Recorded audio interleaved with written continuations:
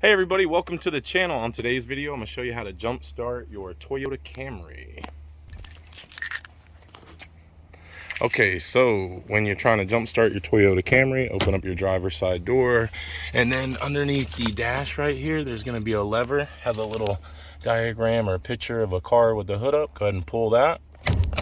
You'll hear the hood pop, and then we'll come around here.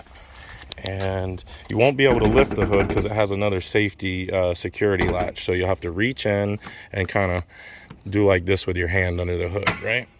And then it'll lift up, and that's your secondary safety latch right there. So once you get that up, the hood will lift up, and it has these struts that'll hold it up, so no hood prop rod or anything. Then you have your battery here on the driver's side. Has the positive, which is red and has a plus symbol on it for positive. You can pinch these two little things together here and lift up, and that will remove the cover so you can get to the terminal to attach your cable. And then back here is your negative terminal.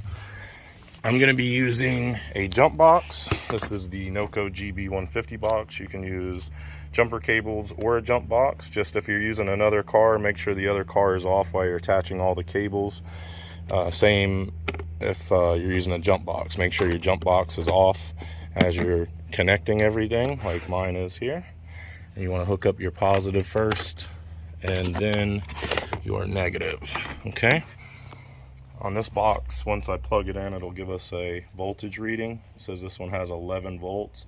Car runs off of 12 volts, so you would say to yourself, well, that's only down 1 volt, it should start up, right? Well, that 1 volt could stop you from starting. It's kind of like a limbo bar. You're not supposed to touch the limbo bar. You touch it and you're out. Kind of the same thing. If you're under 12 volts, you're kind of out. So turn the box on. If you were jumping from another car, you'd go ahead and start that other car, and then you can start this car, and we'll go ahead and start this one up. Okay. Oh, that's all right. So customer got in. She's going to go ahead and try to start it. Yes, ma'am. All right, there you go. Successful jump start. Now if you're jumping it off of another car, go ahead and shut off that other car, and then disconnect the cables from that car, and then disconnect the cables from this car. Now if you're using a jump box, just go ahead and turn your jump box off, and then you can disconnect it. Another good feature of this NOCO is the GB150 anyways, is that it will read the alternator output. So on an alternator, you want to look for 13.8 to 14.2 for your voltage, and you can see we're just below 13.8 on this one.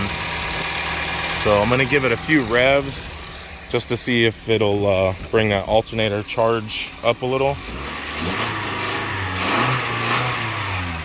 And then let's come back and check it and see if it went up. And it did not. It actually went down. So I think that this alternator is weak and it's not charging the battery properly. The alternator is right here. That's what kind of puts the power back into the battery that's been used to start the vehicle. It's also what powers up your electronics in your car. So the battery is only the power that starts the car. The alternator is what powers everything after it starts. So if the alternator is not working properly, it won't charge the battery up properly, and then over time you'll have a dead battery. So more than likely this alternator is not charging properly. All right, you guys, I hope you enjoyed the video. I hope it was helpful. Don't forget to like and subscribe. Drop me a comment at the bottom, and I'll see you guys on the next one. Bye.